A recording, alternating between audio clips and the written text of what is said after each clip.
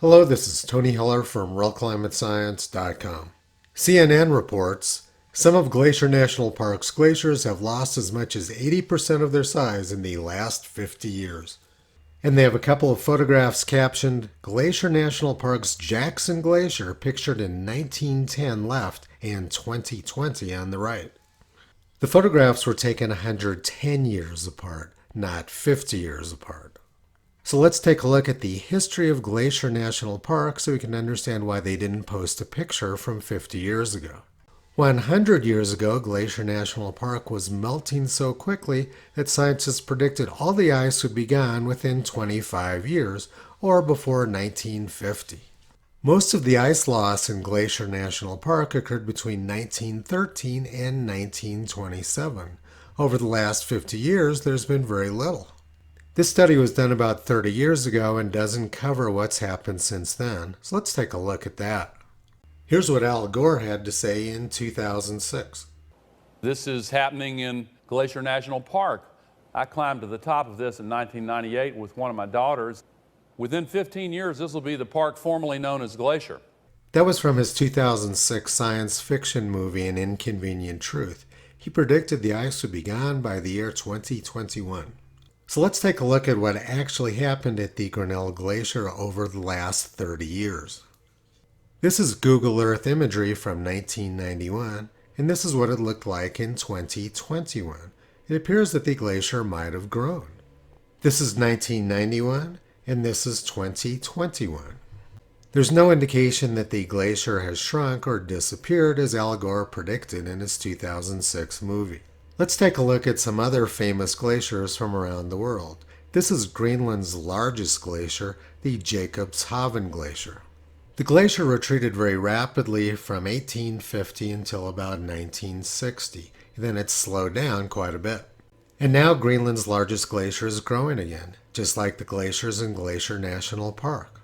Here's another story from a few months ago from CNN about another famous glacier in Greenland, the Petermann Glacier. They say that the Petermann Glacier is melting away, which could signal a faster sea level rise. Once again, the story from CNN is the exact opposite of reality. The ice edge of the Petermann Glacier has grown about 10 kilometers since 2012. Alaska's largest glacier at Glacier Bay retreated very rapidly from about 1760 to 1912, but since then the retreat has been much slower. These images are from the November 1976 issue of National Geographic showing glacial retreat in Austria.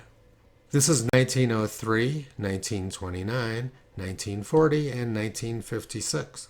And the caption reads, "Glacial retreat high in the Austrian Alps marks the abnormal warmth that prevailed in the first half of the 20th century." It must have been very warm because most of the glacial retreat at Glacier National Park occurred between 1913 and 1927. In 1939, the leading Arctic experts said that the glaciers of Norway and Greenland were melting so quickly they faced the possibility of a catastrophic collapse. He published this paper showing almost 7 degrees Celsius warming at Spitsbergen during the 1920s. And he showed very rapid retreat of glaciers in Norway in 1869, 1933, and 1946. The U.S. government has erased the abnormal warmth of the first half of the 20th century and now shows it very cold. In 1979, climatologists described the first half of the 20th century as the Little Tropical Age, and then they were concerned about a new ice age because temperatures were cooling very quickly.